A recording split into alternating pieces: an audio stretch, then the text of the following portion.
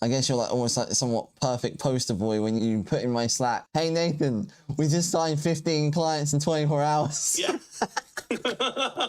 I was like, hey dude, how do I build this thing?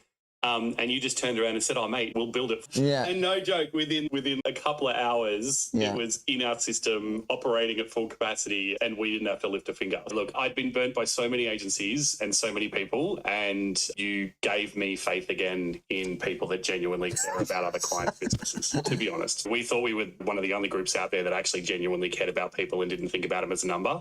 But the support that we get from you is next level. So thank you. And for all those people on this website, what should they do if they're watching this still? Click the button wherever it is, register, sign up. Like I said, we have probably tripled the cost of what we pay you already from getting into that program. Yeah. We're making a 200% return on investment already in a couple of months.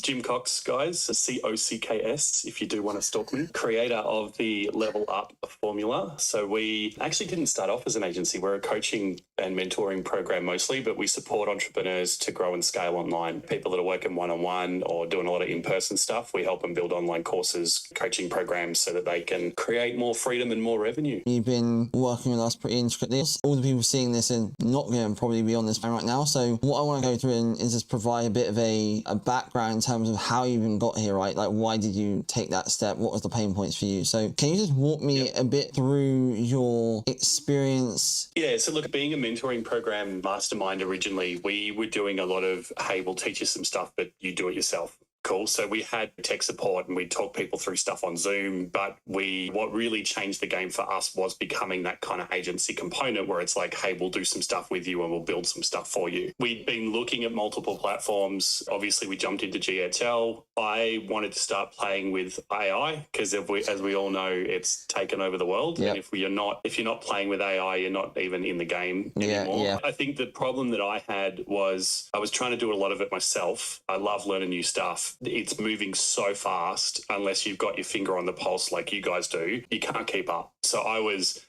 designing AI chatbots, and then it'd take me 3 months to figure it out. And then by the time I worked it out, there was some new tech that I had to play with to keep up with the times. We worked with a couple of other people previously, and we just weren't getting the support because it's such an emerging space and the tech is moving so rapidly. We'd ask questions and they'd have no idea what we were talking about, or they'd be taking us to old school coding and stuff that just wasn't the right way to go. Yeah, so working with you initially was just a no-brainer for us because you guys know what you're doing. You've got an amazing platform that's being updated on an almost daily basis, and the support and the steps, it's just been next level in terms of helping us grow. It's pretty epic, and that'll happen within a week of launching. Yeah, I remember you saying that, man, like the famous, I guess you're like almost like somewhat perfect poster boy when you put in my Slack, hey Nathan, we just signed 15 clients in 24 hours. Yeah. And I'm like, do it, right? It's how we do it. So we made the return on investment so far. Yeah. Let me dive into those two specific points, right? Because you just said you use GHL AI, and again, my personal opinion is like GHL itself is an amazing platform, but I think that AI is pretty clunky. Yep. In terms of someone who was using GHL AI and then changed, what were like the specific things in terms of scaling that you found helpful? One of the things that we really struggled with was the other platforms that we were looking at, it sounded like a robot. So it's very hard to find AI voice, especially that actually sounds like a true voice. So that was probably one of the biggest things compared to GHL. The other thing, though, I think is the flexibility and usability of it too. There's so much more stuff that you can play with. There's so many other settings and things that you can tweak. GHL, it's interesting because GHL obviously is a platform that kind of thrives on all of the flexibility and the way that you can dive into automations and change things compared to other platforms. Yeah. But I think where it's lacking is the AI space. And I think you also then hit on another really important point. I just want to dig into that for people, is that actually the big part of what I do is you say that your business really changed when you went from like that, here's a course, we're actually going to help you. I work with, even yourself, big agencies as well, like big and small.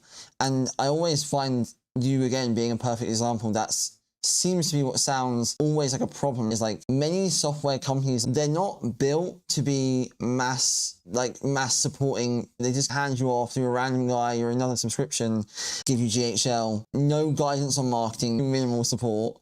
no guidance Unless on stuff that's going to make them money. and almost not the best ways to set up for scale, like that you can just like plug and play, right? So these are a lot of the things that if anything, I like my USP. The software is more like the center of the thing, but actually like the whole offer is probably less the software because of course you get the software, but more like how do we look after you guys on our team? So obviously my main thing for that is like my knowledge from just running many huge companies and also small ones as well from like start to finish, like running ads, like building automations, AI, all this stuff, my team. Do you just want to quickly share some of these things in terms of the amount we do? So the fact that like we had a list of stuff that we wanted to get done so that we could launch this thing because, and one of the things I brought up with you, like Echosetter, a lot of the AI marketing at the moment is really focused on getting more sales into your business, which it's brilliant for. But what it's also been epic for is helping our clients, right? We went to Vietnam on retreat. We had 25 of our clients come over with us. But that meant that there was about 110 people that were not coming with us that still needed support. We had an AI agent set up that could act as a coach for them.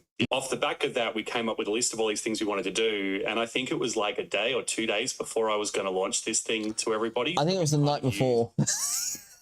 So we used Emily to tease everyone and go, hey, look, we built this for you guys, but you can do this for your clients and get sales out of it and do all this other stuff. And so I reached out to you and I was like, hey, dude, how do I build this thing? And you just turned around and said, oh, mate, we'll build it. And no joke, within a couple of hours, it was in our system operating at full capacity and we didn't have to lift a finger. And the beautiful thing about that is we've now been able to support our clients with it too, which has been awesome. Yeah, that's the thing. Again, for those, because again, this will probably be on my landing page where all the guys watching actually be like, oh, yeah, it is. You also got access to the flows, the funnels. Should we tell the public about how messy your back end of Go HighLevel was? This was the best part. Anyone that's worked with a previous agency or if you've been dabbling with a shitload of different automations in HighLevel, this was the most awesome thing because you guys know what you're doing and you know how to simplify the process. I had stopped going into our workflow space because there was just too much crap in there and I didn't know what was working and what wasn't. So we literally just moved all the stuff that we had to keep, we moved into a folder and just went, hey, here's a few automation folders and everything just makes sense now. So I think that was also a really beautiful thing that we weren't expecting is to streamline and clean up and just have better workflows that are working quicker and easier and aren't overcomplicating things. It was, that was an awesome help for our business for sure.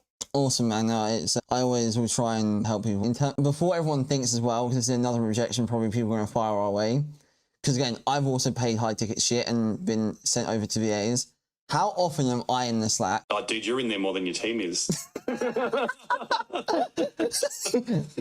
might as well just be messaging in the private channel because the amount of times that we talk and we go back and forth. And look, I'm the same. I think we work with business owners, right? And the amount of business owners that once they get to a certain level, they step out of being face-to-face with clients. I think it's the one thing that just kills programs because it's like, hey, look, I only get to see this guy on a recording and the interaction, like it doesn't need to be all the time, but just having that touch point with someone that actually knows what they're doing at a really high level is really awesome. For me, I also want the fulfillment of talking to other business owners, like almost a little incubator. And I think when you start going beyond a certain amount, I don't know who you are anymore. And as soon as that happens, I'm like, what's the point of doing it then? And I think that kind of finalizes things like, that's what you get with literally every software in the world. Just to summarize for everyone, do you want to give like the top experiences and Warlord? Copywriting time. I probably can't say it in the headlines. Look, as a summary to sign off. Yeah, look, I'd been burnt by so many agencies and so many people, and you gave me faith again in people that genuinely care about other client businesses, to be honest. We thought we were one of the only groups out there that actually genuinely cared about people and didn't think about them as a number. But the support that we get from you is next level. So thank you. And for all those people on this website, what should they do if they're watching this still? Click the button wherever it is, register, sign up. Like I said, we have probably tripled the cost of what we pay you already from getting into that program. Yeah. We're making 100% return, 200% return on investment already in a couple of months. So it's worth it. Yeah, it's fixed cost as well. So it's not even, you're just going to keep going above. Correct. So yeah, man, Jim, I appreciate the epic review. I like more of these podcast styles. I think they're a lot more authentic for the. I also feel like maybe your selfie skills aren't that great. I'm not sure. Who knows? No, man. Mate. Awesome. I appreciate you, and we'll chat soon.